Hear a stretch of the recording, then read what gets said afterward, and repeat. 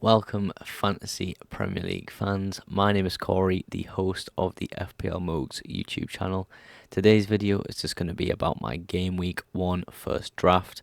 Going to speak about some of the players I've picked, some of the data behind those picks, and also some pre-season information you may not have heard of.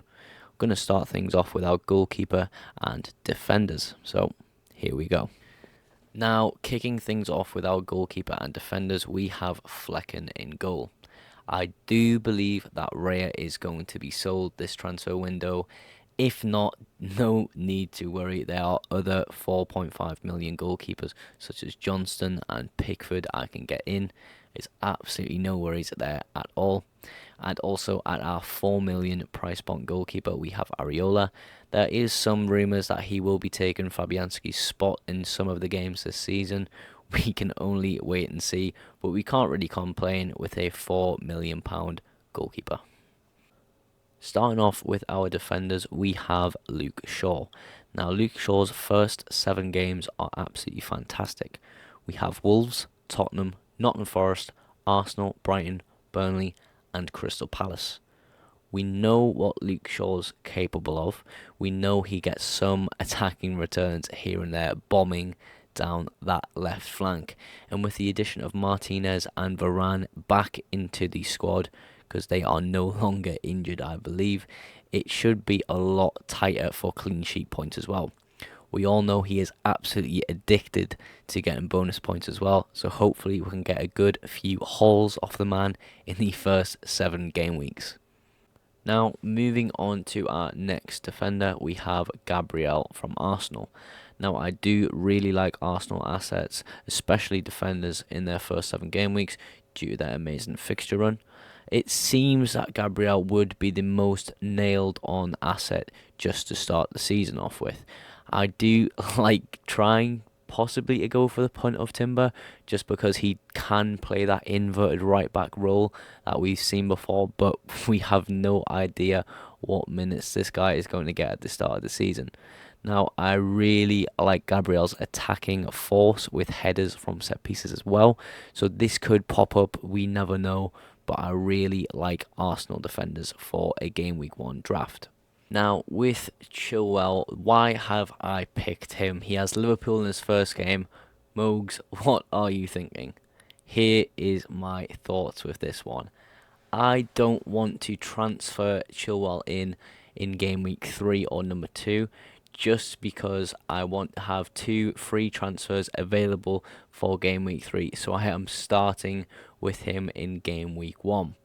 Now, it's not the end of the world being against Liverpool. We have seen in pre-season him being very, very attacking as a fullback, and I do believe he is going to get quite a lot of points this season, so he could be a long-term feature within this team. Now, with his fixtures, we have Liverpool, West Ham, Luton, Nottingham Forest, Bournemouth, Aston Villa, then Fulham. Now, you can't deny those fixtures look absolutely amazing for Ben Chilwell. We just have to hope he does not get injured. It is a small risk that he would get injured, but he has been playing regular football at the end of the season, and I do believe he has been on fire in pre-season. I'm really looking forward to watching him play under Pochettino. Now, following the theme of attacking players with good opening fixtures, we have Estupinian. Some of Estupinian's key fixtures in the first 7 are Luton, Wolves, West Ham and Bournemouth. These are fantastic fixtures for Estupinian. We know he is great defensively as well as attacking, so I can't ignore him at £5 million.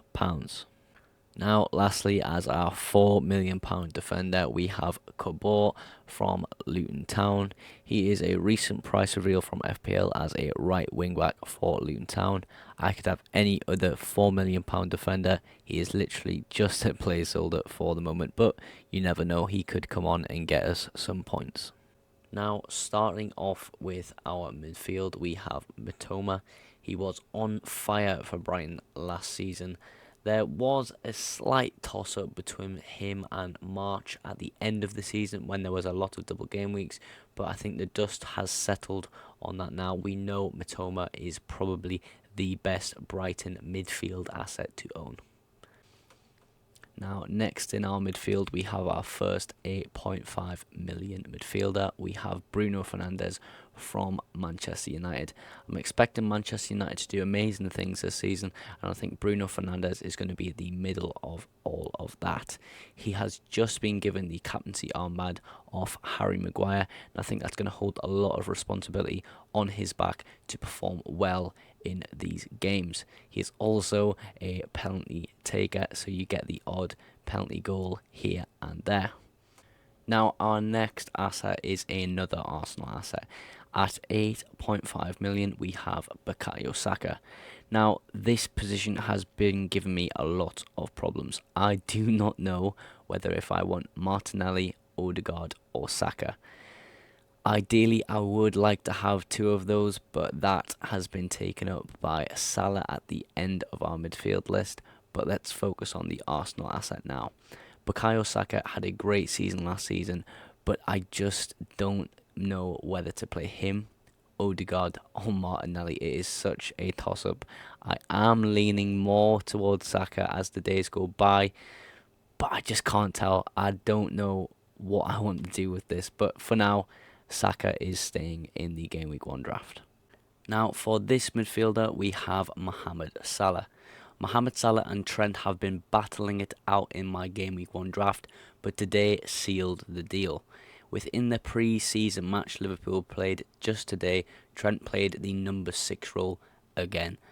I just don't want Trent in my team unless he is getting loads of attacking returns, especially at £8 million price point.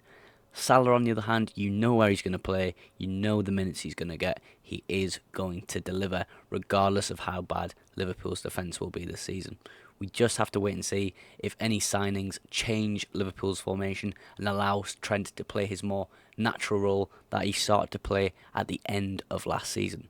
But let's just wait and see how it plays out. Now, again, one of the cheaper options in our team is Baptiste. He does play for Brentford. Doesn't get too many minutes, but at that price point, he is just a placeholder at the moment. Hopefully, a starter emerges for 4.5 million. You never know, it could unlock a lot of value for us, but at the moment, Baptiste joins the team. Of course, you expected to see this man here. It is Erling Haaland kicking off things for our front two. He's just unbelievable, and at 14 million, he's still a bargain. He is going to score a bucket of goals again. I can just guarantee it.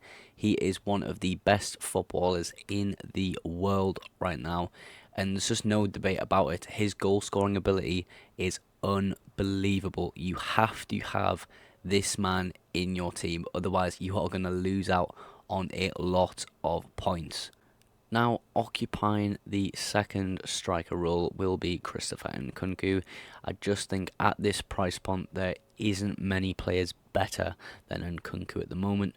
You're looking at the likes of Darwin Núñez, Cody Gakpo. Mitrovic is sadly leaving to the Saudi League. If you look at maybe 0.5 more, you could get a Gabriel Jesus or a Watkins. They could be very, very good shouts. But I've been really, really impressed with Christopher Nkunku in the pre-season because he has scored 3 goals at a time of recording and he just looks amazing. Him and Nicholas Jackson look fantastic together as well, playing 9 and 10 interchanging. It's just at the moment, Christopher Nkunku at 7.5 million looks to be the best pick. I have to say though, Darwin Núñez did impress me today, looking extremely sharp in his friendly. I just don't know if that's going to transfer into the season with Núñez. We have to wait and see, but Christopher Nkunku takes the spot.